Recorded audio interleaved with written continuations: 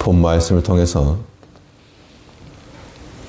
믿음의 한 수, 믿음의 한 수라는 제목으로 하나님의 말씀 증거하겠습니다. 힘과 힘의 대결이 있는 곳에는 그 힘이 비등할 때 더 많은 수를 내다보는 쪽으로 승기가 기울어지게 되어 있습니다. 우리 신앙인들의 삶은 영적 싸움이므로 우리와 싸우는 그런 육체의 종료, 사람의 마음, 또 세상에 주는 생각, 그것들과 더불어 싸울 때 더 내다볼 수 있는 한 수, 믿음의 한 수를 둘 때 거기에서 이김과 승리가 있는 겁니다. 여튼 우리가 이 믿음으로써 한 수를 두고 이길 수 있는 그 실천적 지혜는 무엇이 있는가? 본 말씀을 통해 살펴보면 믿음으로 행하는 자들에게는 이 연결과 연속성이 있다는 겁니다. 이 영적 싸움이라고 하는 것, 이 믿음의 싸움은 중단과 단절을 경계하는 것에 있습니다. 우리는 하나님의 힘으로 싸우는 자들이므로 믿음의 싸움이니까 반드시 이기는 겁니다. 핵심은 끝까지 가는가, 승리를 주실 때까지 끝까지 믿음에 서 있는가, 이것이 우리가 취할 수 있는 믿음의 행실입니다. 우리 성도의 삶이라고 하는 것은 내가 하나의 열매를 맺었다 해서 그게 끝이 아니고 그 열매 이후에 또 다른 열매들이 연속되고 연결될 때 그때 우리는 믿음으로 행한다라고 말하는 겁니다. 그래서 열매를 맺을 때 그 열매가 또 다른 나무로서 열매를 맺을 것을 말하고 있는데 우리 본문 3절에서 의인의 열매는 생명나무라. 이 말이 앞뒤가 바뀐 거죠. 이 나무에서부터 열매를 맺히는데 일반적으로는 열매로서 생명나무를 맺혔다는 겁니다. 이것이야말로 믿음으로 살아가는 믿음의 고단수라고 말할 수가 있는 겁니다. 우리가 보통 이 영적 행함들을 통해서 열매들을 맺을 때가 있습니다. 우리가 이렇게 예배하는 것이나 기도하는 것이나 또는 모든 믿음의 봉사 일들이 하나의 영적인 열매들입니다. 그런데 그 열매 자체만을 놓고 생각한다 그러면 우리가 이 열매를 잘 맺혀놨다가도 그대로 낙과하는 경우들을 우리가 수차례 보게 됩니다. 우리 자신들에게서 예배를 드렸으나 그 열매가 맺혀지지 않고 떨어져 버리고 기도를 하였으나 이것이 지속되지 못하고 또 낙과하고 이것은 우리가 믿음으로 이기는 길이다라고 볼 수가 없습니다. 이제 우리는 우리가 맺힐 열매로서 아예 나무를 맺자 그 얘기죠. 그 말인즉슨 우리의 믿음의 행함 그 다음에도 또 맺혀질 그 다음의 열매가 기약되는 겁니다. 이것이 믿음의 큰 수가 되는 겁니다. 나무를 심고 열매가 맺어지는 그 원리를 넘어서 이제는 우리는 열매로서 나무를 맺어가는 그 하나님 나라의 원리를 체득하는 겁니다. 골로새 1장 6절에서 하나님의 은혜를 깨달은 날부터 너희 중에서와 같이 또한 온 천하에서도 열매를 맺어 자라는도다.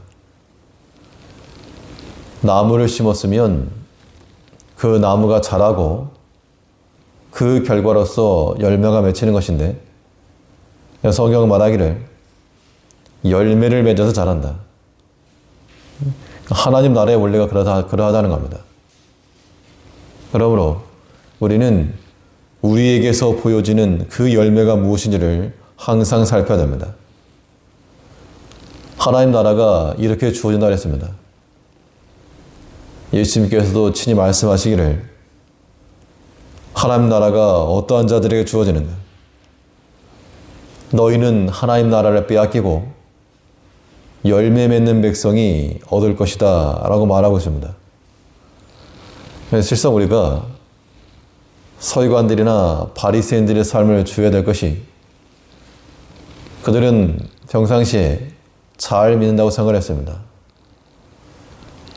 모세 율법을 준수를 하고 있었고 모든 11조를 드렸고 박하와 근처에 모든 예물을 드림으로써 하나님을 잘 섬긴다라고 자부하였지만 그러나 예수님께서는 그들을 향해서 이 독사의 자식들아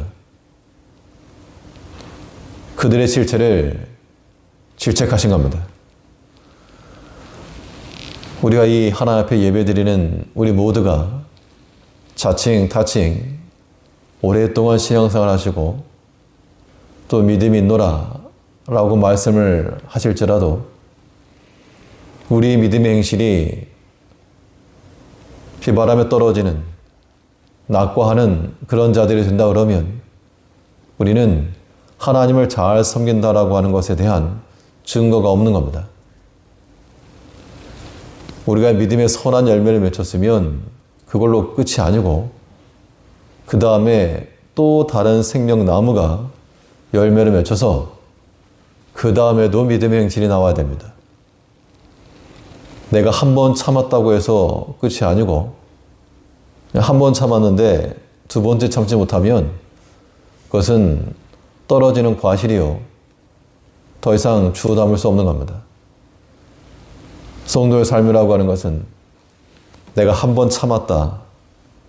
여기에 있지 않고 그 참은 것이 또 다른 나무가 되어서 그 다음에도 참아낼 수 있는 것이 믿음의 수라고 하는 겁니다. 내가 기도했다.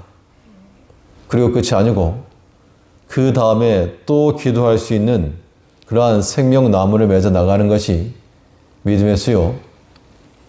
내가 오늘 예배 드렸다. 그래서 끝이 아니고 그 다음에 또 하나님의 말씀을 찾고 하나님 앞에 엎드릴 수 있는 그 생명나무를 맺어 나가는 것이 믿음의 수라고 하는 겁니다.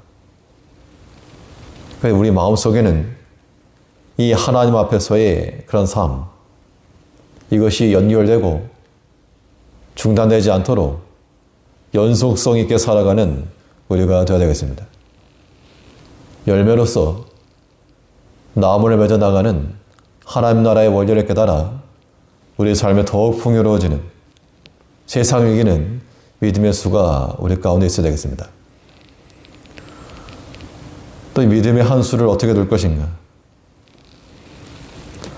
믿음으로써 이기는 사람들의 특징은 인적 자원을 귀하게 여긴다는 겁니다. 그래서 우리는 이 물질 자원보다 사람의 자원을 더 소중히 여길 수 있어야 됩니다. 사실 우리는 눈에 보이는 지금 당장 플러스 마이너스가 될 수 있는 그러한 외적, 물적 자원을 더 좋게 여기지만 사람의 자원이 더 큰 겁니다. 사람을 잃으면 다 잃은 것이라 그러죠. 그래서 오늘 본문에서도 지혜로운 자는 사람을 얻을 것이라 라고 말씀하고 있는데 30절에서 의인의 열매는 생명나무라 지혜로운 자는 사람을 얻느니라.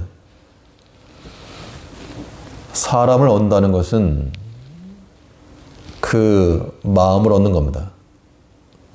그래서 우리가 공감 혹은 이해 또 배려 이런 것들이 중요한 이유는 그런 걸 하려면 자신의 것이 허비되기도 하고 또 자신의 시간이 들어가기도 하고 물질적 손실이 발생하기도 하지만 그러한 것이 사람의 마음을 얻는다는 겁니다.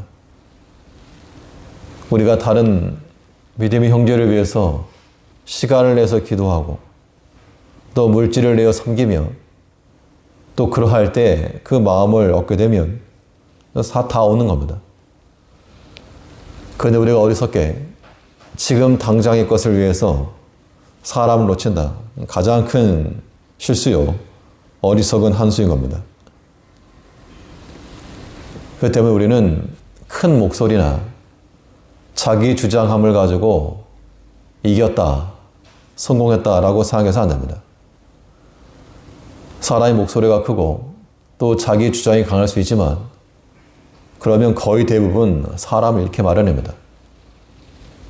우리는 도리어 우리 주님께서 보이신 예처럼 더 낮은 자리에 서며 양털강자 앞에 잠잠한 양과 같이 더 낮은 자리에서 모든 사람을 살려 모든 일을 얻어나가는 이런 지혜, 이게 세상을 이기는 한 수였다는 겁니다. 이제 우리는 하나님을 얻기 위해서 우리가 행할 것이며 또한 사람의 마음을 잃지 않도록 자기 목소리와 자기 주장을 뒤로 할 줄 아는 사람을 얻는 지혜를 얻는 우리가 되어야 됩니다. 이 세상을 이기는 영적 싸움에서 믿음의 한 수로서 능히 이겨서 열매로서 나무를 맺히고 사람의 마음을 얻어나가는 우리가 되될 줄 압니다. 기도하겠습니다.